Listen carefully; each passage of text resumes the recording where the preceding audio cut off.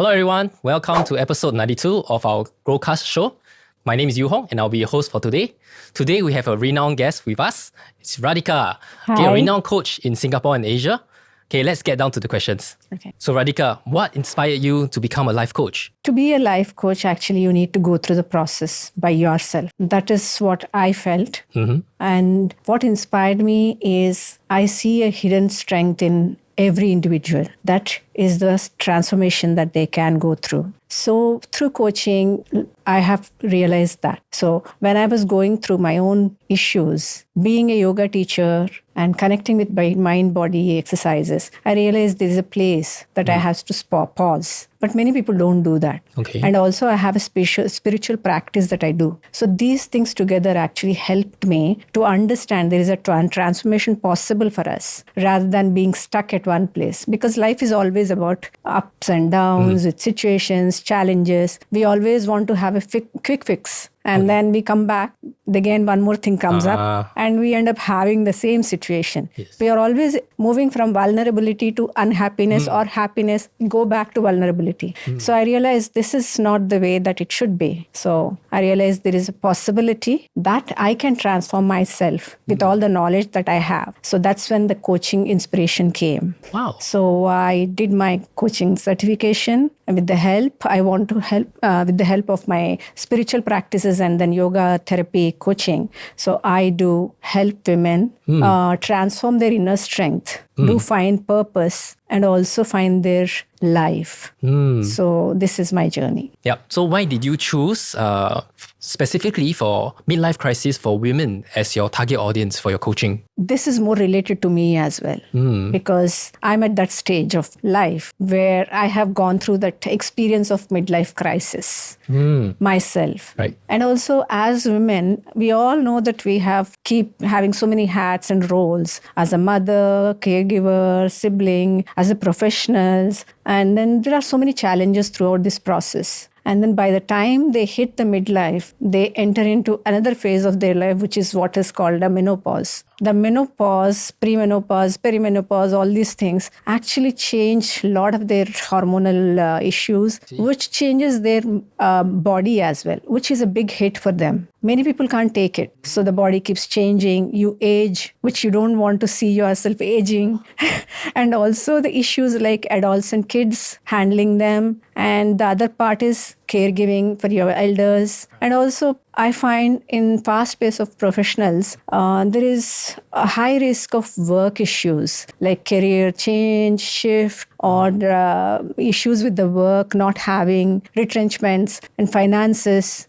And you are, at the same time, you're also thinking about your future, retirement, how do you want to stay? And these all things are so engrossed and then consuming. What happens is you don't realize about yourself. You're so clouded and you're stuck. You don't know what to do. I have gone through this myself. And then I realized there is a place for us to actually help the women to go through this process, but because this is inevitable in any woman's life. So I thought this is I can address them with my own knowledge and with my expertise as a yoga teacher, yoga therapist, and with the spirituality as my background and the experience of coaching and mentoring. I've been mentoring parents and kids for quite some time. So I combine all this and then I'm helping women now. Why do you think people need coaching and what exactly does coaching mean to you? Why do people need coaching? It's a good question because people often don't understand the real need of coaching. We all need coaches. Coaching is only related to sports and all. It was limited to that till now. But as a life coach, now I can say, coach, we all need coaches to transform our lives.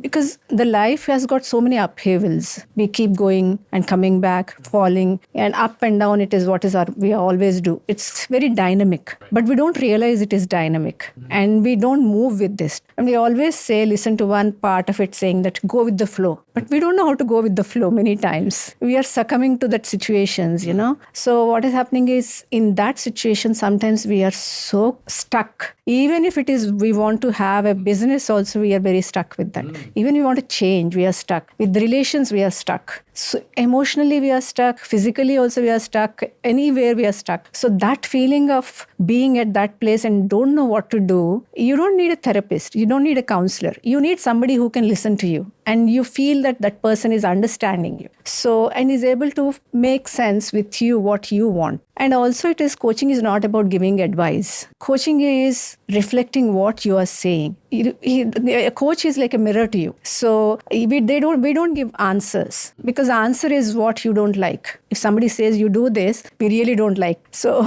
everybody is full. Means in the sense, coach sees that person as an individual who has every knowledge, but only thing that knowledge has to be tapped by themselves to have their own understanding, their own path. Otherwise, if somebody tells today they do it, tomorrow we don't want to do it, because it is not our knowledge. So coach is a person who helps in making that knowledge ours, to regain our own self, to regain our inner purpose, to regain our inner strength, to connect with our values. This is what coaching does. Coaching is, if I have to define coaching, which is defined by ICF, which is the thought-provoking process of future-oriented, and then it is goal-oriented, and it is action-oriented, and it makes you accountable for your actions. Sometimes you don't want to take it, but coaching is that powerful transformation process. And what would be your philosophy or your guiding light for your coaching? Yeah, actually that whole life, I think now that I reflect on my experience as a coach as well as the mentor and the yoga teacher, I see all these are my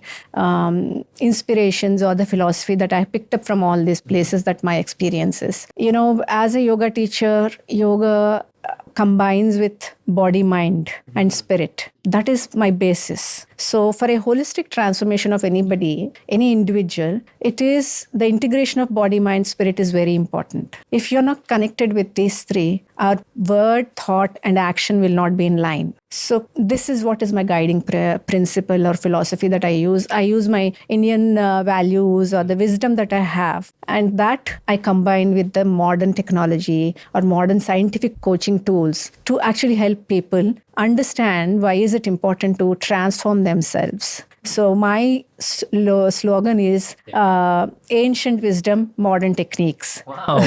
So I like to use that because I feel it's like a circle. Everybody is going back to that well-being using the old yoga and all. It's like a cycle. So, but somewhere with the fast pace, we've forgotten that. So now I want to use that, especially women, when we're talking about the midlife crisis and all, you need to connect with your body because that is a vehicle that works for you. And also you need to connect with your mind to calm your emotions. And also, when you're connecting with this, you have a meaning for your life. That meaning is with the spirit that you are there, the soul that you are within. So these three, integration of these three only will help you have a holistic transformation. So I believe in holistic transformation. So what makes your coaching special, impactful, and different from the other coaches out there? Yeah, what makes my coaching impactful is my knowledge about yoga as a yoga teacher and therapist, and also the experience of being a mentor for parents and kids up to age 15 and 16. For almost 15 years, I've been mentoring in the value-based education, and also as a practitioner,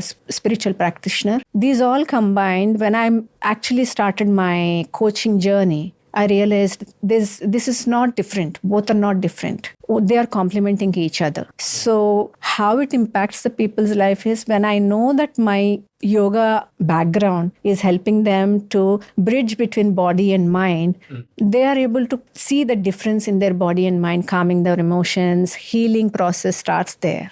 And also bodily, they know what is important for them. It is not important to look thin or slim. It is about being energetic. I always believe that energy has to be there. You need to work with the energy. So my yoga experience or the knowledge that I have gained through 15, 16 years of teaching yoga and experience, that has taught me how to be energetic, how to consume your energy and how to conserve your energy. It's not about that only being active all the time. It is being pause, having that break, taking care of yourself, taking care of your emotions. And otherwise, we are always snapping or we are doing something like that. So this is where I bring the difference with the experience that I have. And also spiritual philosophy, people will always think that only one sect can understand. Here I am talking about the spirituality is connecting to yourself. It is not to do with any religion or anything. So always spirituality is, we are talking about in the sense from psychology perspective, as the rituals that you do, which are good for you. If you want to get up early in the morning, there is something beyond that. That means you have to sleep in the night early, right? So this is what is spirituality talking about. This is why I feel I can bring an impact with the experience that I have and talk about sensibility and reconnect them with their own nature. Right. Yeah. That helps them to navigate through as a compass in their life situations. Yeah. That is what I can bring. What does a typical coaching journey process look like for you? Coaching journey is very dynamic. People don't understand that if I take 6 weeks or something like that, it will be done. No, it's actually coaching process is a lifelong learning. But having said that, with me personally, I will start with a session called D session. D session is basically deep understanding of the person who is coming to me to take my services. It's also called as a discovery session, where we actually talk about it and then I listen to them and understand. Together we'll create the intention why they need the coaching first place and why is it important, and am I a good fit for them also not. If I'm not a good fit, I don't do any justice to them. So and they also should feel the safety talking to me. So this session is basically to create a safe space and a trust and also contract. Basically for everything there should be a contract. So and I'll explain to them how I do about my sessions. Typically my sessions will be for an hour on one-on-one basis, on either on Zoom or in-person sessions will be there. And then what do they get? Also I'll explain to them. Usually in my sessions, what do they get is I use different kinds of coaching tools like Wheel of Life, and there are certain positive psychology tools are there which are scientifically proven. Those tools I will use for them to understand about themselves, starting from awareness all the way to doing their own process, understand, create their own action plans. I'm not going to give them any suggestions, advices. That I make sure. Because if I give advice, I'm not a coach. So what I do is I'll explain to them, they decide. The coaching is all about the client. It is not about the coach. Because what they want to do, they will explain to me. And then we will together work towards the goal that they have set for. So typically that's how it works. And usually my coaching journey is from 6 weeks to 12 weeks. If that is a minimum I would recommend, because otherwise they may not be able to find much of a transformation, because we're talking about holistic transformation of body, mind, and spirit. That is common for any place, even if it is a professional, even anybody. I feel the holistic approach is the best approach to become.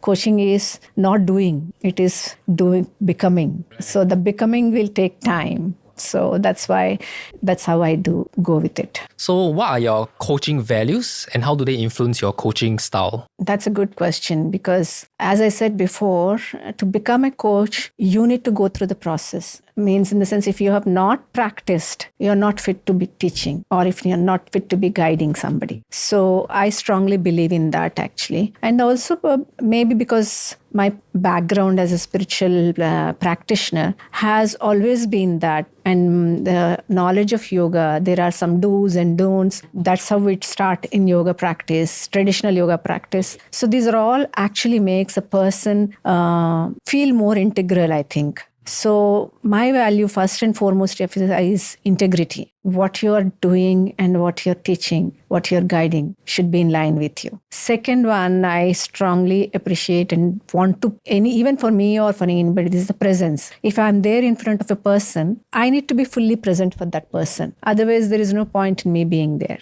And also I follow ICF, International Coaching Federation has clear guidelines for us.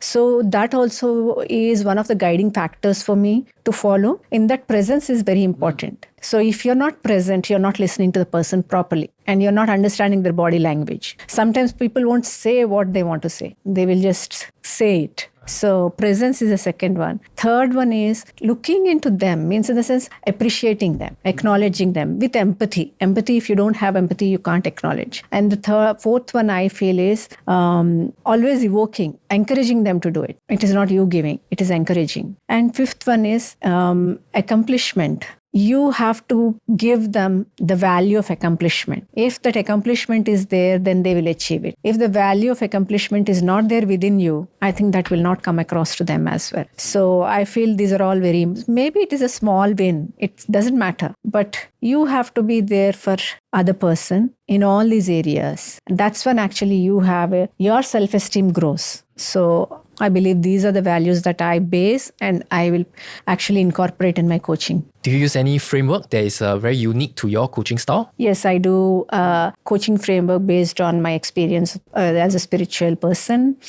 Anchor is what I use as a framework between to have the well-being between physical, mental, and spiritual well-being. I use this anchor as a framework. A is for awareness, to have the awareness, what do you want and where you want to go and what all you have. And N is for nurturing your own ideas, intentions. And anchor, C is for clarity. Once you have the clarity, you move forward with the new habits. H is for healing, and then having a pause, halt also. So when you pause, you heal. And O is for having an open mind for the change. And then R is for realigning with your own self. Yes. Realigning with your own self, the inner self. So this is what I use as a framework in all my sessions. When do you think someone needs life coaching? Oh, that's a good question because many people don't understand when they need it. We all need life coaches in different situations, basically, whether you're feeling stuck with something in your own relationships or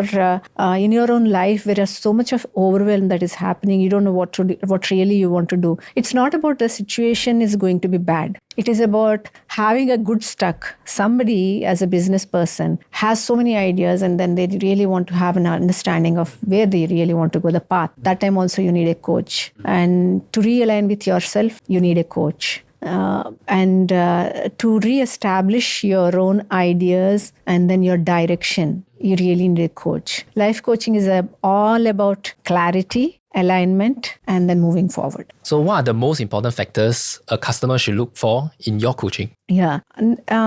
Anybody can look for in my coaching is the authenticity. Authentically, am I present with them or not? That creates a safe space for them to talk to me. When I'm present, they will be able to talk to me. Second one they should see is the ethical practices. I follow very strict ICF core competencies. In that, ethical practice is very important. Integrity. If I'm practicing, I'm integral to that. And also they should see the knowledge that I'm bringing onto the table with the yoga and with the spiritual practices. Apart from that, being an accredited coach, that itself says a long things because ICF accreditation goes with so much of practice and then mentoring and coaching practices, tools, all those things. So I think the person should look for this and also the testimonials, I guess. How do you measure progress with your clients? Is there some benchmarks that you use? Yeah, because that is very important. Measuring a progress in coaching is very, very important. I do it in two ways. One is qualitatively and the one is quantitative. Qualitatively, it is important for them to have a tangible idea. So I use feedback forms, journaling, and then they coming to the sessions and talking to me about that. And I have questionnaires and they have reflection sheets. So I use all of them as the qualitative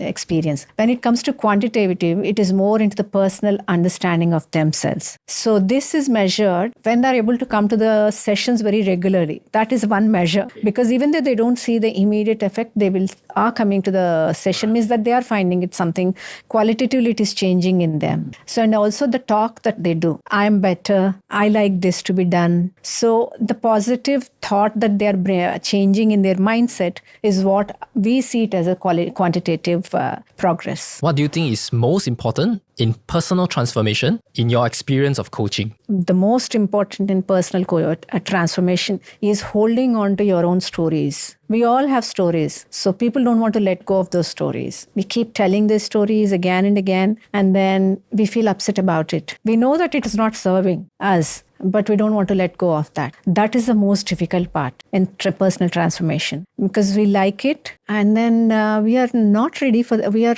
scared of change. So that is the most difficult part. So how do you help women shift the mindset from feeling stuck and vulnerable? Okay. So this is quite common in any midlife people or anybody who is going through a lot of situations in their life. Especially in my midlife, what happens is they go through the adolescent kids, loneliness and separation, death of elders, caregiving and work, gender bias, and all these things play a very deep role in their mindset. So the shifting of mindset from this place of vulnerability to a transformation or power is the most important aspect. First thing is they don't want to accept. So my framework, awareness brings that acceptance. Then they start nurturing themselves. So anchor works as a real compass for them to actually progress from shifting mindset from vulnerability by accepting,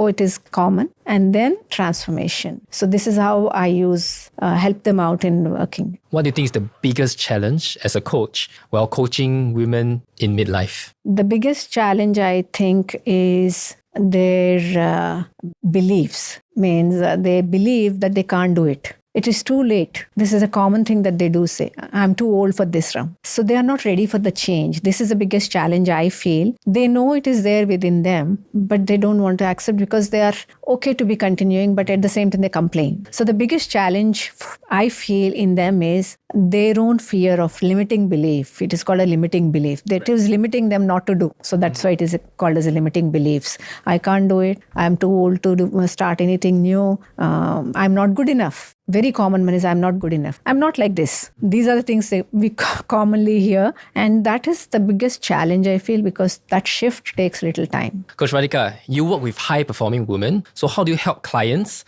connect with their inner compass so that they can achieve healthy work-life balance? Yeah, it's a very good question. The high-performing women are always on the run. They also, as women, they also play so many roles. So they always be on the verge of telling. Always the world keeps telling them what to do, or sometimes hearing what to do.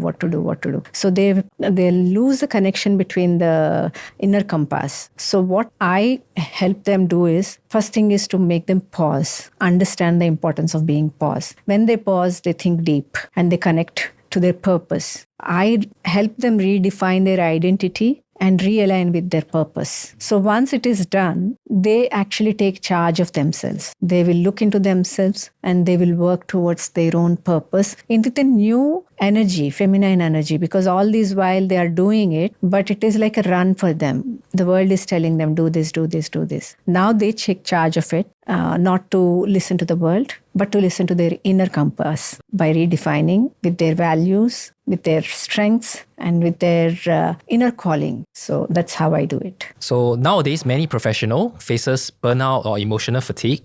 It's a common symptom and widely unnoticed. Why is this happening? Why is it happening is because we are always on the run. See, always we have been taught to achieve. From childhood, it is ingrained in our system, especially Asian system. It has always been achieving. That achieving part, we are always in a competition. When there is a competition, whether it is a role, any role, as we grow, we have so many other roles that we do take as parent, as caregiver, as a professional.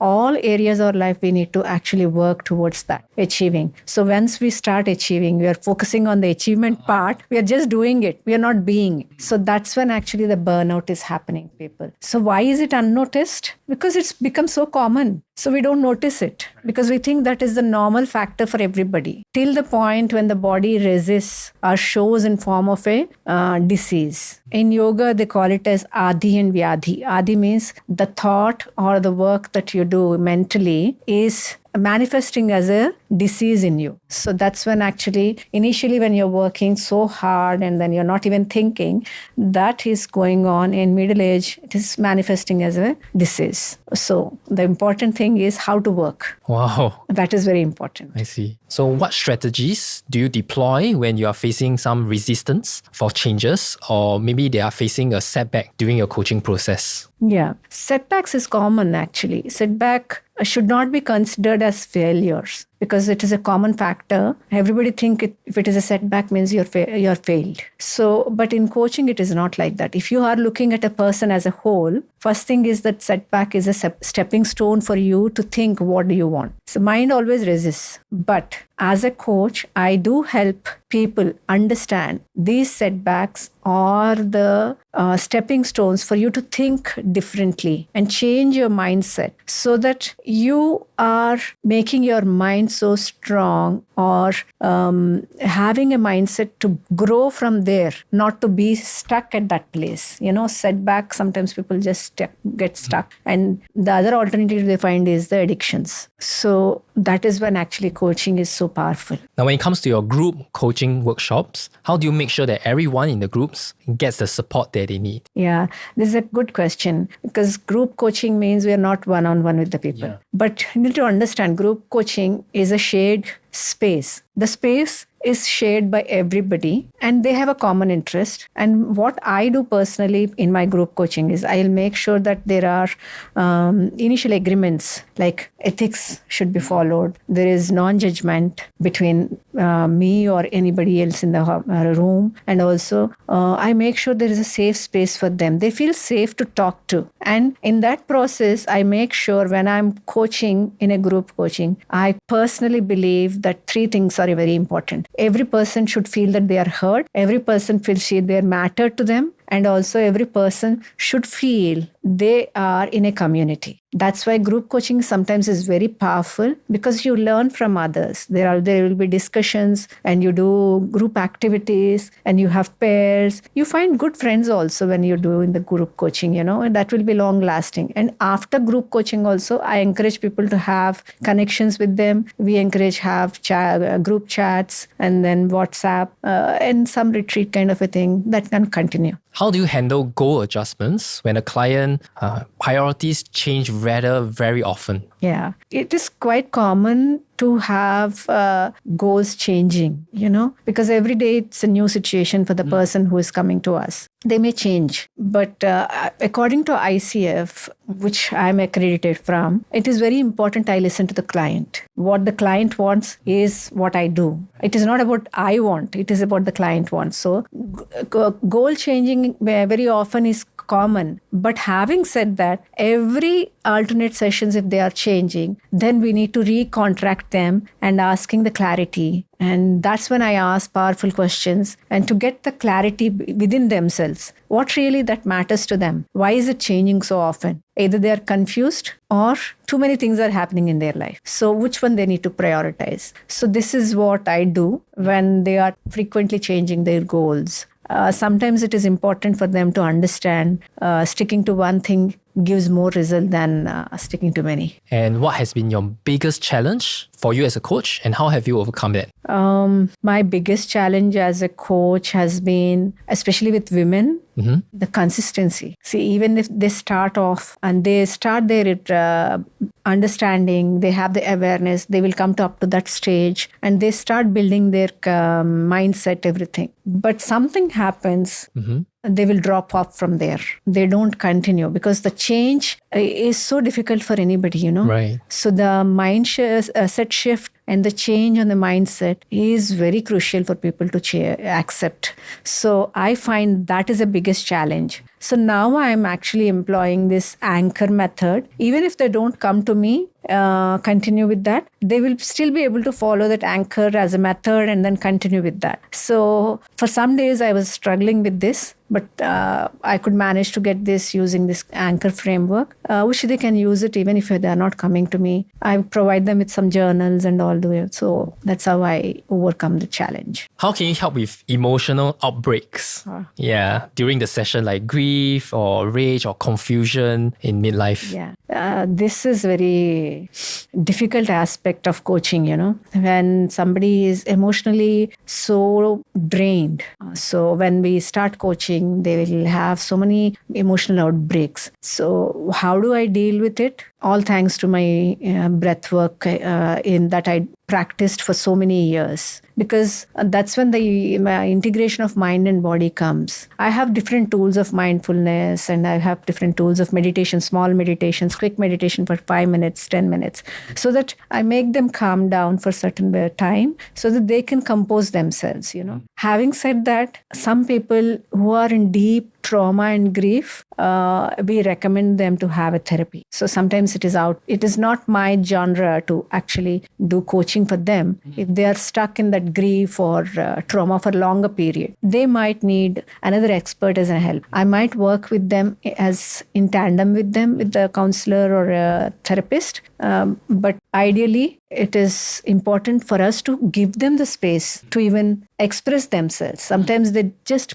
bottle up everything. So I give them the space to present.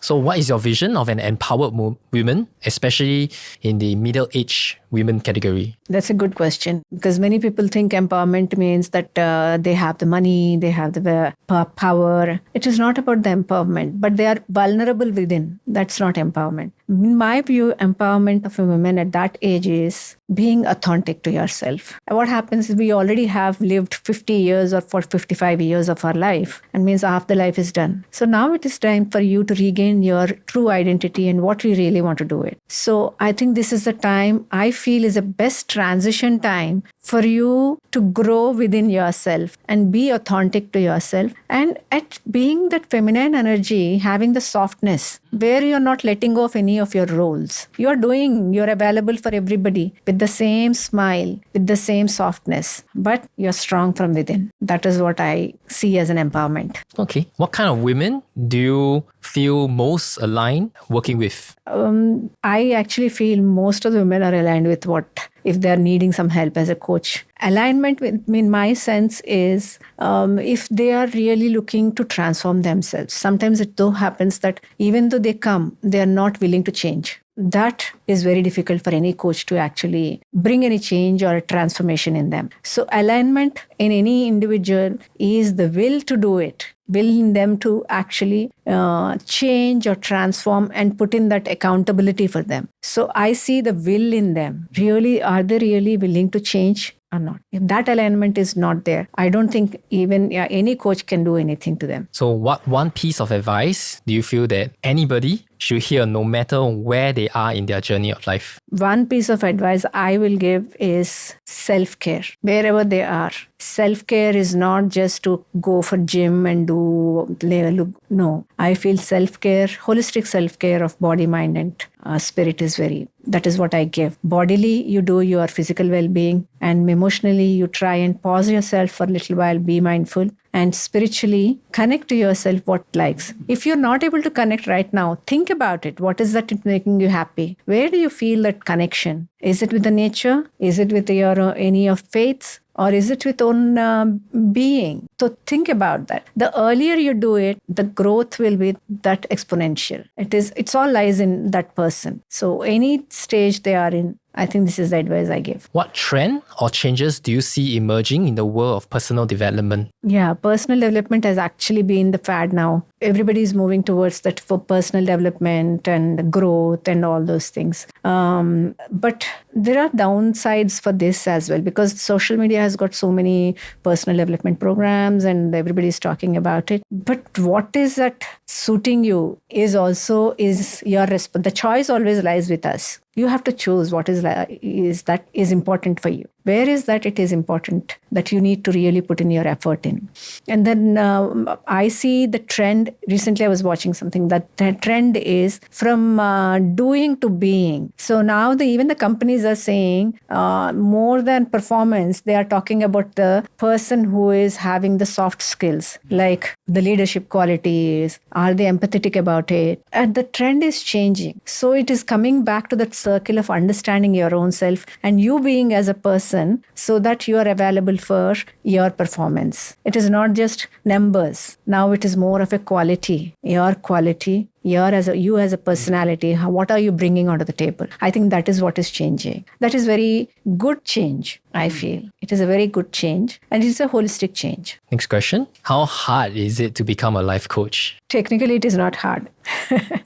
There are so many certifications available online. You can take any of the certification and you can become a coach. But to become a deep coach, you really need to put a lot of effort on yourself first. Then you impact the other person's life. So I feel, and also my thinking would be to go with a standardized and accredited, ICF accredited coaching certifications. That will help you how to structure and what is important when you're coaching. So it is more important how you personalize yourself, and as a personality, how you are putting in front of the other person. Rather than coaching the problem, I would rather coach a person. So for me, coaching is not about the person. Coaching is about the personality transformation. So if you do a normal coach certification, I don't think you are putting enough effort in yourself to change. That will not reflect. And tell us about your ICF accreditation. ICF is a international body. It is called for coaches, International Federation for Coaches. It is a gold standard certification. So they have a very specified process for accreditation. Means we have to study for 60 hours, 60 plus hours of study, and then 10 to 15 hours of mentoring from experienced coaches. And we have 120 hours of practice outside with people, and all together along with that learning. And then this all compasses, then they have their accreditation process of written examinations, and all those things will be. It's a real process that somebody has to go for 2 years, 2.5 years to accredit themselves. So I'm fortunate that I could manage to do with good mentors that I have. And my background also helped me in doing this. So it always helps to be an accredited coach, because you know the system very well. You know the process very well. You know the structure very well. That's why ICF accreditation is important. Nowadays, anybody can take an online course and then call themselves a professional life coach. So what should someone look out for when it comes to looking for a professional life coach? Yeah, this is again very important for somebody who is looking for coaches. They should first see about from where they have certified. Is it an ICF accredited certification or not? And most importantly, they should also see whether it is a good fit for them or not. If somebody is not fit for you, he's not going to address your needs. So you need to talk to them and understand whether the coach is a fit coach for you or not. And the other important thing is you need to read the testimonials of the person. And experience matters. If somebody says that he is good, it doesn't mean that necessarily that will be fitting for you. Yeah. So you need to speak to them. You need to understand what is your requirement and how they can do it. And also, accreditation matters because they know the knowledge well, and they have the experience of coaching so many hours. So it's important. I feel that is what they should look into. The certification, accreditation, and the testimonials. These three are crucial. Okay. So what vision and mission you have for your coaching profession that is the driving force for you? My mission and vision are very deeply rooted in the Eastern and Indian wisdom. So as I said, for me, ancient wisdom and modern techniques, using modern techniques, that is what I see my vision and mission going through in my coaching. My vision is to have a world where every woman feels the Shakti. Shakti means power and strength within. And my mission is to help them have that power from within using the concept of body, mind, spirit, connecting to the body, aligning with their thoughts, and reliving with their purpose. So this is what is my vision and mission. I want to say every woman having that in whatever stage they are, whether it is a midlife or whatever, the women has that strength. I want them to regain that strength. Okay, good. That's all we have for episode 92. We look forward to seeing you in episode 93.